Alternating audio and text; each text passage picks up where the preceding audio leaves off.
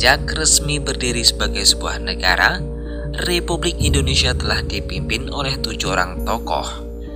Dalam kurun 77 tahun terakhir, rakyat telah merasakan pergantian penguasa dari berbagai latar belakang yang berbeda. Dimulai pada 1945 oleh Presiden Soekarno hingga Presiden Joko Widodo pada 2019 yang lalu. Masing-masing tentunya membawa kebijakan yang berbeda. Selain ketujuh tokoh tersebut, rupanya Indonesia masih memiliki 2 tokoh lain yang pernah menduduki kursi tertinggi pemerintahan di Republik ini. Mereka adalah Syafruddin Prawinanegara dan Mr. Asad, 2 tokoh politik terkemuka semasa pergerakan. Sebagai catatan, keduanya menduduki posisi tersebut saat situasi di dalam negeri sedang dalam kondisi darurat. Syafruddin mendirikan Pemerintah Darurat Republik Indonesia atau PDRI di Sumatera sebagai upaya mempertahankan kedaulatan setelah Presiden Soekarno dan jajarannya di Yogyakarta berhasil dilumpuhkan pihak Belanda. Sementara Mr. Asad menduduki kursi pimpinan sebagai pejabat akting Presiden Republik Indonesia 27 Desember 1949 sampai 15 Agustus 1950 ketika Soekarno menjadi Presiden Republik Indonesia Serikat. Banyak kalangan kemudian menganggap keduanya pantas masuk ke dalam daftar Presiden Indonesia bersanding dengan nama-nama presiden yang lain. Meski sejarah tidak mencatat Syafruddin dan Mr. Asad sebagai presiden resmi Republik ini, perjuangan mereka nyata adanya. Kurun 1945 sampai 1949 merupakan masa peralihan terpenting bagi Republik Indonesia sebagai sebuah negara. Sukacita rakyat itu rupanya tidak berlangsung lama. Pada periode tersebut, kedaulatan Republik yang baru merdeka ini diuji. Keinginan Belanda menancapkan kembali kolonialisme mengusik ketenangan. Rakyat tidak tinggal diam. Mereka berbondong-bondong menghimpun kekuatan untuk menghalau sang penjajah. Genderang perang kembali ditabuh, menandai perjuangan baru sebagai rakyat merdeka. Belanda menyelancarkan 2 kali agresi dalam kurun 1946 sampai 1949. Seluruh daerah bergejolak, tidak ada yang mampu menghindari peperangan. Pemerintahan di Jakarta pun terpaksa dipindah sementara ke Yogyakarta agar roda politik dapat terus berjalan. Tetapi pada agresi militer Belanda yang kedua, pemerintahan RI di Yogyakarta berhasil dilumpuhkan. Soekarno, Hatta, dan sejumlah menteri tertahan, tidak bisa menjalankan pemerintahan. Itulah keinginan Belanda, meyakinkan dunia bahwa negara bernama Indonesia sudah tidak ada. Tetapi mereka keliru. Demi menjaga eksistensi Indonesia di mata dunia, didirikanlah PDRI di Bukit Tinggi, Sumatera Barat pada 1948. Adalah Syafruddin Prawinanegara, tokoh Republik yang ditunjuk untuk menduduki kursi pimpinan dalam menjalankan pemerintahan darurat tersebut.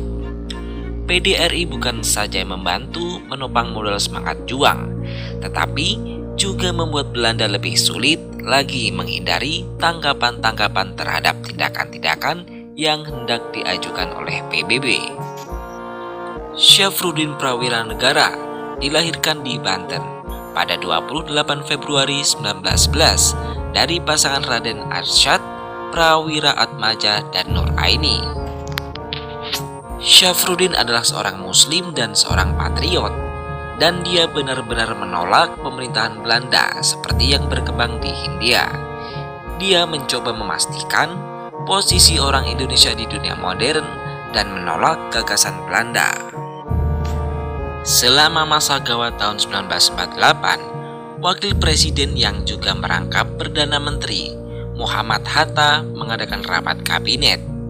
Soekarno dan sejumlah menteri yang hadir sepakat untuk mengabari melalui siaran telegram Syafruddin di Bukit Tinggi dan memintanya mendirikan pemerintahan darurat, membentuk kabinet, serta mengambil alih pemerintah pusat.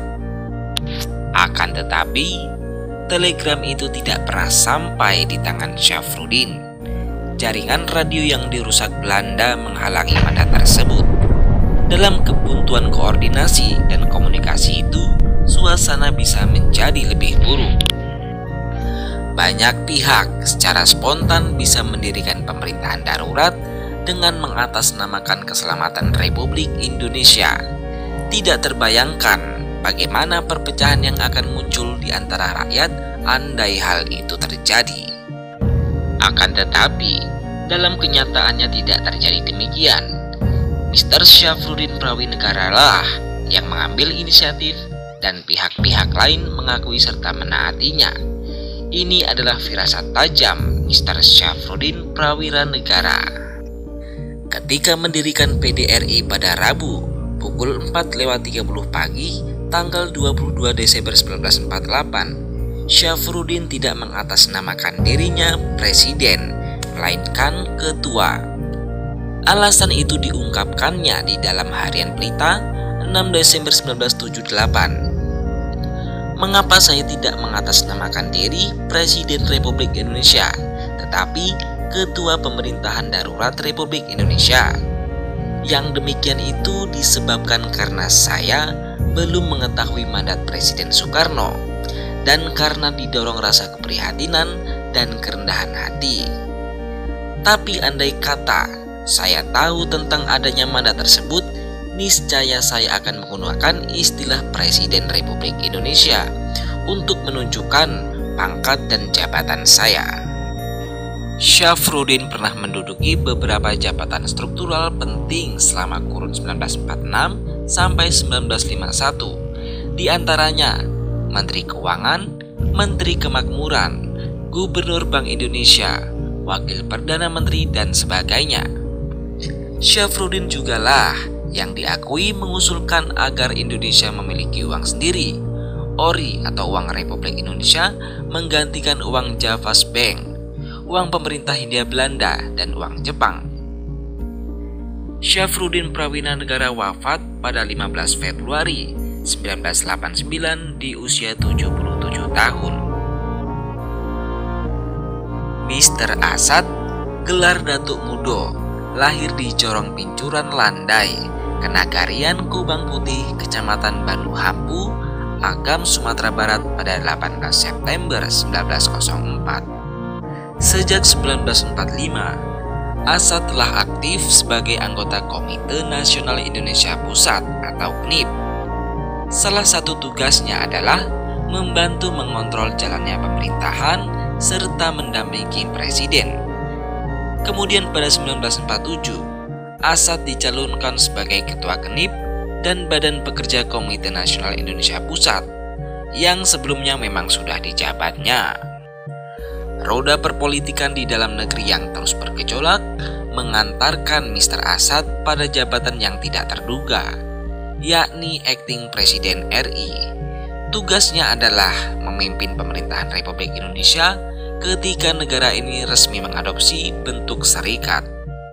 Penyerahan mandat kursi ke Presiden Republik Indonesia dari Soekarno ke Mr. Asad terjadi lantaran Soekarno telah memegang jabatan presiden di pemerintahan Republik Indonesia Serikat, didampingi Muhammad Hatta sebagai Perdana Menteri.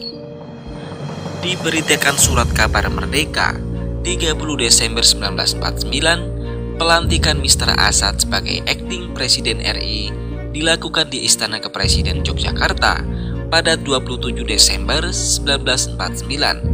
Soekarno memimpin langsung upacara pelantikan tersebut. Selain penyerahan mandat, dalam sidang tahun 1949 itu juga BP Kedip secara resmi mengumumkan pemberhentian Soekarno dan Hatta sebagai Presiden dan Wakil Presiden Republik Indonesia, juga penyerahan kedaulatan RI kepada Republik Indonesia Serikat. Setelah penyerahan mandat, Mr. Asad membentuk pemerintahan yang berkedudukan di Yogyakarta. Dia dibantu oleh beberapa tokoh Republik dalam menjalankan tugasnya. Selama memimpin pemerintahan RI di Yogyakarta, Mr. Asad berjasa dalam menandatangani pendirian Universitas Gadjah Mada atau UGM. Mr. Asad tidak mau dipanggil Paduka Yang Mulia, tapi kalau mau panggil Bung Presiden saja. Di dalam catatan Departemen Penerangan Daerah Istimewa Yogyakarta, pengembalian jabatan Presiden RI ke tangan Soekarno terjadi pada 15 Agustus 1950. Peristiwa itu ditandai dengan pembacaan piagam pernyataan terbentuknya Negara Kesatuan Republik Indonesia oleh Soekarno saat rapat gabungan DPR, Pemerintahan Republik Indonesia Serikat, dan Senat. Piagam itu diputuskan berdasarkan persetujuan anggota RIS, DPR, dan BP GNIP.